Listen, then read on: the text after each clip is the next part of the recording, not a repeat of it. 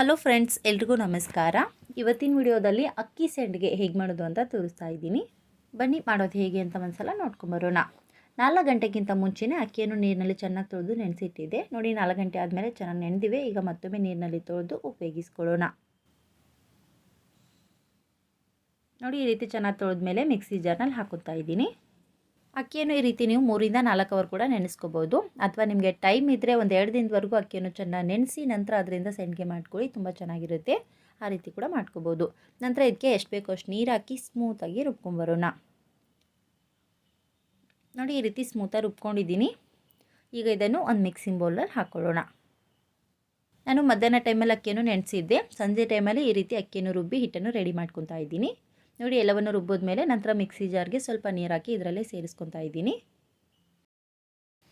ಈಗ ಎಲ್ಲವನ್ನು ಚೆನ್ನಾಗಿ ಒಂದ್ಸಲ ಮಿಕ್ಸ್ ಮಾಡ್ಕೊಳ್ಳೋಣ. ನೋಡಿ, ಚೆನ್ನಾಗಿ ಮಿಕ್ಸ್ ಮಾಡ್ಕೊಂಡಿದ್ದೀನಿ. ಈಗ ಮೇಲ್ಗಡೆ ಒಂದು ತಟ್ಟೆಯನ್ನು ಮುಚ್ಚಿ ಬೆಳಿಗ್ಗೆವರೆಗೂ ಹಿಟ್ಟನ್ನು ನೆನೆಲಿಕ್ಕೆ ಬಿಡೋಣ. ಈ ನೆನೆಸಿರುವಂಥ ಅಕ್ಕಿಯನ್ನು ರುಬ್ಕೊತೀವಿ ನೋಡಿ, ಅದೇ ಟೈಮಲ್ಲಿ ನಾವು ಸಬ್ಬಕ್ಕಿಯನ್ನು ನೆನೆಸ್ಕೋಬೇಕು. ಹಾಗಾಗಿ ಒಂದು ಬೌಲ್ ತೊಗೊಂಡಿದ್ದೀನಿ. ಅದರಲ್ಲಿ ಯಾವ ಕಪ್ಪಿಂದ ಅಕ್ಕಿ ಅಳತೆ ಮಾಡಿದ್ದೆ ನೋಡಿ, ಅದೇ ಕಪ್ನಿಂದ 1 ಕಪ್ ಅಕ್ಕಿಗೆ ಅರ್ಧ ಕಪ್ನಷ್ಟು ಸಬ್ಬಕ್ಕಿಯನ್ನು ಹಾಕ್ಕೊತಾ ಇದ್ದೀನಿ. ಈಗ ಇದರಲ್ಲೂ ಕೂಡ ನೀರು ಹಾಕಿ 1 ಸಲ ಅಥವಾ 2 ಸಲ ಚೆನ್ನಾಗಿ ವಾಶ್ ಮಾಡ್ಕೋಬೇಕು. ಅಕ್ಕಿ ನೆನೆಸೋ ಟೈಮಲ್ಲಿ ಸಬ್ಬಕ್ಕಿ ನೆನೆಸ್ಕೋಬಾರ್ದು. ನೆನೆಸಿರುವಂಥ ಅಕ್ಕಿ ರುಬ್ಕೊತಾ ಇರ್ತೀರಿ ನೋಡಿ, ಆ ಟೈಮಲ್ಲಿನೂ ಈ ಸಬ್ಬಕ್ಕಿನೂ ನೆನೆಸ್ಕೋಬೇಕು. ಚೆನ್ನಾಗಿ ತೊಳೆದ್ಮೇಲೆ ಇದರಲ್ಲೂ ಕೂಡ ನೀರು ಹಾಕಿ ಬೆಳಿಗ್ಗೆವರೆಗೂ ನೆನೆಲಿಕ್ಕೆ ಬಿಡೋಣ. ನೋಡಿ, ಬೆಳಿಗ್ಗೆ ಹಿಟ್ಟು ಮತ್ತು ಸಬ್ಬಕ್ಕಿಯನ್ನು ಚೆಕ್ ಮಾಡ್ಕೊಳ್ಳೋಣ.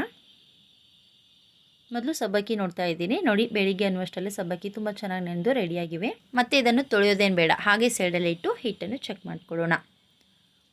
ನೋಡಿ, ಹಿಟ್ಟು ಸ್ವಲ್ಪ ಗಟ್ಟಿ ಇರುತ್ತೆ, ಹಾಗಾಗಿ ಒಂದು ಸಲ ನೀಟಾಗಿ ಕಲಿಸ್ಕೊಳ್ಳಿ. ಮೊದಲು ಇದರಲ್ಲಿ ಎಕ್ಸ್ಟ್ರಾ ನೀರು ಹಾಕೋದೇನು ಬೇಡ, ಹಾಗೆ ಚೆನ್ನಾಗಿ ಮಿಕ್ಸ್ ಮಾಡ್ಕೊಳ್ಳಿ. ಚೆನ್ನಾಗಿ ಮಿಕ್ಸ್ ಮಾಡಿದ್ಮೇಲೆ ತುಂಬ ಗಟ್ಟಿ ಅನಿಸಿದ್ರೆ ಕೊನೆಯಲ್ಲಿ ಇನ್ನೂ ಸ್ವಲ್ಪ ನೀರು ಹಾಕಿ ನೀವು ಕಲಿಸ್ಕೋಬೋದು. ಹಿಟ್ಟು ತುಂಬ ಗಟ್ಟಿನೂ ಇರಬಾರ್ದು, ತುಂಬ ತೆಳ್ಳಗೂ ಇರಬಾರ್ದು, ಈ ಹದದಲ್ಲಿ ಇರಬೇಕು. ನೋಡಿ, ತುಂಬ ಚೆನ್ನಾಗಿ ರೆಡಿಯಾಗಿದೆ. ಹಾಗಾಗಿ ಇದರಲ್ಲಿ ನಾನು ಎಕ್ಸ್ಟ್ರಾ ನೀರೇನು ಸೇರಿಸಿಲ್ಲ, ಹಾಗೆ ಮಿಕ್ಸ್ ಮಾಡ್ಕೊಂಡಿದ್ದೀನಿ. ಈಗ ಇದನ್ನು ಬೇಯಿಸೋದು ಹೇಗೆ ಅಂತ ನೋಡ್ಕೊಳ್ಳೋಣ. ಈ ಕಡೆ ಗ್ಯಾಸನ್ನು ಆನ್ ಮಾಡಿ ಒಂದು ಪಾತ್ರೆ ಇಟ್ಟು ಅದರಲ್ಲಿ ಅಕ್ಕಿ ಅಳತೆ ಮಾಡಿರೋ ಕಪ್ನಿಂದನೇ 2 ಕಪ್ನಷ್ಟು ನೀರು ಹಾಕ್ಕೊತಾ ಇದ್ದೀನಿ. ಮೊದಲು 2 ಕಪ್ನಷ್ಟು ನೀರು ಹಾಕ್ಕೊಂಡಿದ್ದೀನಿ. ಇನ್ನೊಂದು ಒಲೆ ಮೇಲೆ ಸೈಡಲ್ಲಿ ಇನ್ನೂ 2 ಕಪ್ನಷ್ಟು ನೀರನ್ನು ಬಿಸಿ ಮಾಡಲಿಕ್ಕೆ ಇಟ್ಕೊಂಡಿದ್ದೀನಿ. ಕಡಿಮೆ ಏನಾದರೂ ಅನಿಸಿದ್ರೆ ಇನ್ನೂ ಎಕ್ಸ್ಟ್ರಾ ನೀರು ಹಾಕಿ ಕಲಿಸ್ಕೊಳ್ಳೋಣ. ಆಮೇಲೆ ರುಚಿಗೆ ಎಷ್ಟು ಬೇಕೋ ಅಷ್ಟು ಉಪ್ಪು ಹಾಕ್ಕೊಳ್ಳಿ. ಈಗ ನೀರನ್ನು ಬಿಸಿ ಆಗ್ಲಿಕ್ಕೆ ಬಿಡೋಣ. ನೋಡಿ, ಈ ರೀತಿ ಲೈಟಾಗಿ ನೀರು ಬಿಸಿ ಆದಮೇಲೆ ಈಗ ಇದರಲ್ಲಿ ನಾನು ಮುಂಚೆನೇ ನೆನೆಸಿಟ್ಕೊಂಡಿರುವಂಥ ಸಬ್ಬಕ್ಕಿಯನ್ನು ನೀರು ಸಮೇತ ಹಾಕ್ಕೊತಾ ಇದ್ದೀನಿ. ಈಗ ಒಂದ್ಸಲ ಎಲ್ಲವನ್ನು ನೀಟಾಗಿ ಮಿಕ್ಸ್ ಮಾಡಿ ಕುದಿಲಿಕ್ಕೆ ಬಿಡೋಣ. ಮೊದಲು ನಾನು 2 ಕಪ್ನಷ್ಟು ನೀರು ಹಾಕಿದ್ದೆ. ನೆನೆಸಿರುವಂಥ ಸಬ್ಬಕ್ಕಿಯಲ್ಲೂ ಕೂಡ ಸ್ವಲ್ಪ ನೀರಿತ್ತು, ಅಂದರೆ ಒಂದು ಅರ್ಧ ಕಪ್ನಷ್ಟು ಇರ್ಬೋದು.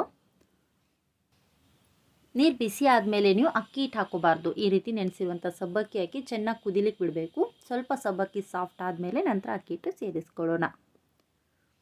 ಸ್ವಲ್ಪ ಕುದಿಯೋವರೆಗೂ ಇದೇ ರೀತಿ ಮಿಕ್ಸ್ ಮಾಡ್ತಾ ಬೇಯಿಸ್ಕೊಳ್ಳಿ. ಈ ರೀತಿ ನೀವು ಮಿಕ್ಸ್ ಮಾಡ್ತಾ ಇರಲಿಲ್ಲ ಅಂದರೆ ಕೆಳಗಡೆ ತಳ ಹಿಡಿಯುತ್ತೆ, ಅಂದರೆ ಸೀದೋಗುತ್ತೆ. ಹಾಗಾಗಿ ಮೀಡಿಯಮ್ ಫ್ಲೇಮ್ನಲ್ಲಿಟ್ಟು ಇದೇ ರೀತಿ ಮಿಕ್ಸ್ ಮಾಡ್ತಾ ಕುದಿಸ್ಕೋಬೇಕು.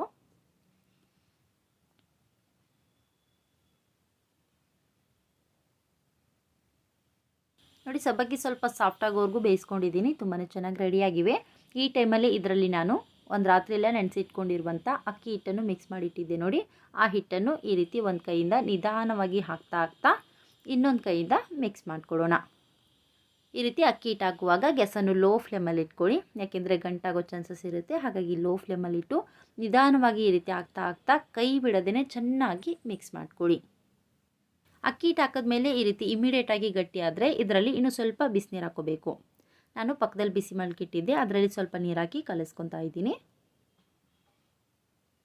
ಅಕ್ಕಿ ಹಿಟ್ಟು ಹಾಕಿದ್ಮೇಲೆ ಸ್ವಲ್ಪ ತೆಳ್ಳಗೆ ಇತ್ತು, ಗಟ್ಟಿ ಆಗಿರಲಿಲ್ಲ ಅಂದರೆ ನೀವು ಇದರಲ್ಲಿ ನೀರು ಸೇರಿಸೋ ಅವಶ್ಯಕತೆ ಏನಿಲ್ಲ. ಅಕ್ಕಿ ಹಿಟ್ಟು ಹಾಕಿದ್ಮೇಲೆ ಇಮಿಡಿಯೇಟಾಗಿ ಗಟ್ಟಿ ಆದರೆ ಮಾತ್ರ ಸೈಡಲ್ಲಿ ಬಿಸಿ ಮಾಡಲಿಕ್ಕೆ ಇಟ್ಕೊಂಡಿರುವಂಥ ನೀರನ್ನು ಸ್ವಲ್ಪ ಹಾಕಿ ಕಲಿಸ್ಕೊಳ್ಳಿ. ಹಿಟ್ಟು ಈ ರೀತಿ ಸ್ವಲ್ಪ ತೆಳ್ಳಗಿರಬೇಕು, ಯಾಕೆಂದರೆ ಚೆನ್ನಾಗಿ ಕುದ್ಮೇಲೆ ಇನ್ನೂ ಗಟ್ಟಿ ಆಗುತ್ತೆ.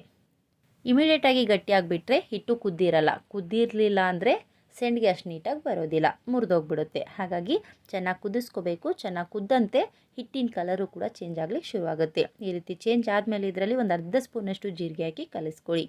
ನೆನಪಿರಲಿ, ಜೀರಿಗೆಯನ್ನು ಈ ರೀತಿ ಹಿಟ್ಟು ಚೆನ್ನಾಗಿ ಕುದ್ದ ಮೇಲೆ ಕೊನೆ ಟೈಮಲ್ಲಿ ಈ ರೀತಿ ಸೇರಿಸ್ಕೋಬೇಕು. ಮುಂಚೆನೇ ಹಾಕಿದ್ರೆ ಹಿಟ್ಟಿನ ಕಲರ್ ಚೇಂಜ್ ಆಗುತ್ತೆ. ಹಾಗಾಗಿ ಈ ರೀತಿ ಕೊನೆಯಲ್ಲಿ ಹಾಕಿ ನೀಟಾಗಿ ಕಲಿಸ್ಕೊಳ್ಳಿ. ಹಿಟ್ಟು ಚೆನ್ನಾಗಿ ಬೇಯಿಸ್ತಾ ಹೋದಂತೆ ಈ ರೀತಿ ಕಲರ್ ಚೇಂಜ್ ಆಗ್ತಾ ಹೋಗುತ್ತೆ ಮತ್ತು ಸ್ವಲ್ಪ ಗಟ್ಟಿಯಾಗುತ್ತೆ. ಆ ಟೈಮಲ್ಲಿ ಗ್ಯಾಸನ್ನು ಲೋ ಫ್ಲೇಮಲ್ಲಿ ಇಟ್ಟು ಮೇಲ್ಮುಚ್ಚಿ 1-2 ನಿಮಿಷ ಬೇಯಿಸ್ಕೊಳ್ಳಿ.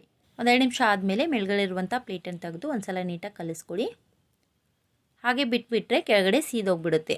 ಹಾಗಾಗಿ ಆವಾಗವಾಗ ಈ ರೀತಿ ಮಿಕ್ಸ್ ಮಾಡ್ತಾ ಇರಬೇಕು. ನೋಡಿ, ಹಿಟ್ಟು ಈ ರೀತಿ ಗಟ್ಟಿಯಾಗಿರಬೇಕು. ಗಟ್ಟಿ ಆದ್ರೇ ಸೆಂಡ್ಗೆ ತುಂಬ ಚೆನ್ನಾಗಾಗುತ್ತೆ. ನೋಡಿ, ಪರ್ಫೆಕ್ಟ್ ಆದಂಥ ಹದದಲ್ಲಿ ಹಿಟ್ಟು ರೆಡಿಯಾಗಿದೆ.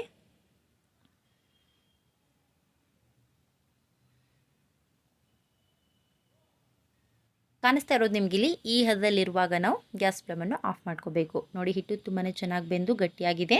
ಈ ಟೈಮಲ್ಲಿ ಗ್ಯಾಸ್ ಫ್ಲೇಮನ್ನು ಆಫ್ ಮಾಡಿ ಮೇಲ್ಮುಚ್ಚಿ 1-2 ನಿಮಿಷ ಹಾಗೆ ಬಿಟ್ಟು ನಂತರ ಸೆಂಡ್ಗೆ ಮಾಡೋದು ಹೇಗೆ ಅಂತ ನೋಡ್ಕೊಳ್ಳೋಣ. ನಾನು ಟೆರೆಸ್ ಮೇಲೆ ಬಂದಿದ್ದೀನಿ. ಸೆಂಡ್ಗೆ ಒತ್ತಲಿಕ್ಕೆ ಈ ರೀತಿ ಪ್ಲೇಟ್ಸ್ಗಳನ್ನು ತೊಗೊಂಡಿದ್ದೀನಿ. ನಿಮ್ಗೆ ಯಾವ್ದು ಬೇಕೋ ಅದರಲ್ಲಿ ಮಾಡ್ಕೋಬೋದು. ಮೊದಲು ಈ ರೀತಿ ಎಳೆ ಎಳೆಯಾಗಿ ಬರ್ತಕ್ಕಂಥ ಚಿಕ್ಕ ಚಿಕ್ಕ ಹೋಲ್ಸ್ ಇರುವಂಥ ಪ್ಲೇಟ್ಸನ್ನು ಹಾಕಿ ಹಿಟ್ಟು ಹಾಕೊತಾ ಇದ್ದೀನಿ. ಎಷ್ಟು ಬೇಕೋ ಅಷ್ಟು ಹಿಟ್ಟನ್ನು ಹಾಕಿದ್ಮೇಲೆ ಹಿಟ್ಟನ್ನು ಹಾಗೆ ಬಿಡಬೇಡಿ, ಮೇಲೆ ಮುಚ್ಚಬೇಕು. ಹಾಗೆ ಬಿಟ್ಟರೆ ಬಿಸಿಲಿಗೆಲ್ಲ ಒಣ್ಕೊಂಡ್ಬಿಡುತ್ತೆ. ಆಗ ಸೆಂಡ್ಗೆ ಅಷ್ಟು ನೀಟಾಗಿ ಬರೋದಿಲ್ಲ. ಹಾಗಾಗಿ ಮೇಲ್ಗಡೆ ಪ್ರತಿ ಸಲನೂ ಮುಚ್ಚಿ ನಂತರ ನೀವು ಈ ರೀತಿ ಸೆಂಡ್ಗೆನ ಮಾಡ್ಕೊಳ್ಳಿ. ನೀಟಾಗಿ ಈ ರೀತಿ ತಿರುಗಿಸಿದ ಮೇಲೆ ನಾನು ಸೆಂಡ್ಗೆನ ಒತ್ಕೊತಾ ಇದ್ದೀನಿ. ನಿಮ್ಗೆ ಎಷ್ಟು ದೊಡ್ಡದು ಬೇಕೋ ಅಷ್ಟು ದೊಡ್ಡದಾಗಿ ಮಾಡ್ಕೋಬೋದು. ಒತ್ತೋ ಮನೆಯಾದರೂ ತೊಗೋಬೋದು, ಈ ರೀತಿ ತಿರುಗಿಸುವಂಥ ಮನೆ ಆದರೂ ತೊಗೋಬೋದು. ನಿಮ್ಮ ಮನೇಲಿ ಯಾವುದಿರುತ್ತೆ ಅದರಿಂದ ಮಾಡ್ಕೊಳ್ಳಿ. ಇದೇ ಥರ ನಿಮ್ಗೆ ಎಷ್ಟು ಬೇಕೋ ಅಷ್ಟನ್ನು ಮಾಡ್ಕೋಬೋದು. ಹಿಟ್ಟು ಆದಷ್ಟು ಬಿಸಿ ಇರುವಾಗ ಇದನ್ನು ಮಾಡಿದ್ರೆ ಆದಷ್ಟು ಬೇಗನೆ ಇಳ್ಕೊಳ್ಳುತ್ತೆ. ಗಟ್ಟಿ ಆದಾಗ ಅಷ್ಟು ನೀಟಾಗಿ ಬರೋದಿಲ್ಲ. ಹಾಗಾಗಿ ಮೊದಲನೇ ಸಲನೇ ಈ ರೀತಿ ಶಾವಿಗೆ ಥರ ಇರುವಂಥ ಸೆಂಡ್ಗೆನ ಮಾಡ್ಕೊಳ್ಳಿ. ಮುಂಚೆನೇ ಹೇಳಿದಾಗೆ ಸೆಂಡ್ಗೆ ಒಳಗೆ ಹಿಟ್ಟು ಹಾಕಿದ್ಮೇಲೆ ಪ್ರತಿ ಸಲನೂ ಪಾತ್ರೆ ಮೇಲೆ ಈ ರೀತಿ ತಟ್ಟೆನ ಮುಚ್ಚಿ ನಂತರ ಈ ರೀತಿ ಸೆಂಡ್ಗೆನ ಒತ್ಕೋಬೇಕು. ಈ ರೀತಿ ಒಂದೇ ಥರ ಸೆಂಡ್ಗೆ ಕೂಡ ನೀವು ಮಾಡ್ಕೋಬೋದು, ಅಥವಾ ಒಂದೇ ಥರ ಹಿಟ್ಟಿನಲ್ಲಿ ಬೇರೆ ಬೇರೆ ಪ್ಲೇಟ್ಸನ್ನು ಹಾಕಿ ಬೇರೆ ಬೇರೆ ಥರ ಸೆಂಡ್ಗೆ ಮಾಡಿದ್ರು ಕೂಡ ತುಂಬ ಚೆನ್ನಾಗಿರುತ್ತೆ. ನಾನು ಇನ್ನೊಂದು ಥರ ಸೆಂಡ್ಗೆನ ಕೂಡ ಮಾಡಿ ತೋರಿಸ್ತೀನಿ ನಿಮಗಿಲ್ಲಿ. ನೋಡಿ, ಬೇರೆ ಪ್ಲೇಟ್ಸನ್ನು ಹಾಕಿಬಿಟ್ಟು ಈಗ ಇದರಲ್ಲಿ ಹಿಟ್ಟು ಹಾಕ್ಕೊತಾ ಇದ್ದೀನಿ. ನೀವು ಬೇರೆ ಥರ ಮಾಡ್ಕೋಬೇಕಂದ್ರೆ ಬೇರೆ ಪ್ಲೇಟ್ಸನ್ನು ಚೇಂಜ್ ಮಾಡ್ಕೋಬೇಕು. ಈ ರೀತಿ ಬೇರೆ ಪ್ಲೇಟನ್ನು ಹಾಕಿ ಸೆಂಡ್ಗೆನ ಒತ್ಕೊತಾ ಇದ್ದೀರಿ. ನೋಡಿ, ಈ ರೀತಿ ಬರುತ್ತೆ. ನಿಮ್ಗೆ ಇಷ್ಟ ಇದ್ದರೆ ಈ ರೀತಿ ಮಾಡ್ಕೋಬೋದು, ಇಲ್ಲಾಂದರೆ ಚಕ್ಲಿ ಥರ ಬರುತ್ತೆ ನೋಡಿ, ಆ ರೀತಿ ಕೂಡ ಮಾಡ್ಕೋಬೋದು. ಇದೇ ರೀತಿ ಎಲ್ಲ ಹಿಟ್ಟಿನಿಂದ ನಿಮ್ಗೆ ಯಾವ ಥರ ಬೇಕೋ ಆ ರೀತಿ ಮಾಡಿ ರೆಡಿ ಮಾಡ್ಕೊಳ್ಳಿ. ಇದೇ ರೀತಿ ಎಲ್ಲವನ್ನು ಒತ್ತಿದ ಮೇಲೆ ಬಿಸಿಲಲ್ಲಿ ಸಂಜೆವರೆಗೂ ಹಾಗೆ ಬಿಡಿ. ಸಂಜೆ ಟೈಮಲ್ಲಿ ಚೆನ್ನಾಗಿ ಒಂದು ಕಡೆ ಒಣಗಿರುತ್ತೆ. ಚೆನ್ನಾಗಿ ಒಂದು ಕಡೆ ಒಣಗಿದ ಮೇಲೆ ಬಿಡಿಸ್ಬಿಟ್ಟು ನೀಟಾಗಿ ಒಂದು ತಟ್ಟೆಯಲ್ಲಿ ಇಟ್ಕೊಳ್ಳಿ. ಒಂದು ತಟ್ಟೆಯಲ್ಲಿ ಇಟ್ಟು ಇನ್ನೊಂದು ದಿನ ಬಿಸಿಲಲ್ಲಿ ಒಣಗಿಸ್ಕೊಂಡ್ರೆ ಈ ರೀತಿ ರೆಡಿ ಆಗುತ್ತೆ. ತುಂಬ ಬಿಸಿಲಿರೋದ್ರಿಂದ 2 ದಿನದಲ್ಲಿ ಚೆನ್ನಾಗಿ ಒಣಗಿ ರೆಡಿ ಆಗುತ್ತೆ. ಜಾಸ್ತಿ ದಿನ ಕೂಡ ಬೇಕಾಗೋದಿಲ್ಲ. ಚೆನ್ನಾಗಿ ಒಣಗಿದ ಮೇಲೆ ಸ್ಟೋರ್ ಮಾಡಿ ಕೂಡ ಇಡ್ಬೋದು ನೀವು. ಎಷ್ಟು ದಿನ ಇಟ್ಟರು ಕೂಡ ಹಾಳಾಗೋದಿಲ್ಲ. ಈಗ ಇವುಗಳನ್ನು ಎಣ್ಣೆಯಲ್ಲಿ ಹಾಕಿ ಫ್ರೈ ಮಾಡಿದಾಗ ಯಾವ ರೀತಿ ಇರುತ್ತೆ ಅಂತ ತೋರಿಸ್ತೀನಿ ನಿಮಗಿಲ್ಲಿ. ನೋಡಿ, ಬಿಸಿ ಎಣ್ಣೆಯಲ್ಲಿ ಈ ರೀತಿ ಒಂದೊಂದು ಹಾಕಿ ಫ್ರೈ ಮಾಡ್ಕೋಬೇಕು. ಟೇಸ್ಟು ತುಂಬ ಚೆನ್ನಾಗಿರುತ್ತೆ. ಇದೇ ರೀತಿ ನಿಮ್ಗೆ ಎಷ್ಟು ಬೇಕೋ ಅಷ್ಟು ಬಿಸಿ ಎಣ್ಣೆಲಿ ಹಾಕಿ ಫ್ರೈ ಮಾಡಿಕೊಡಿ.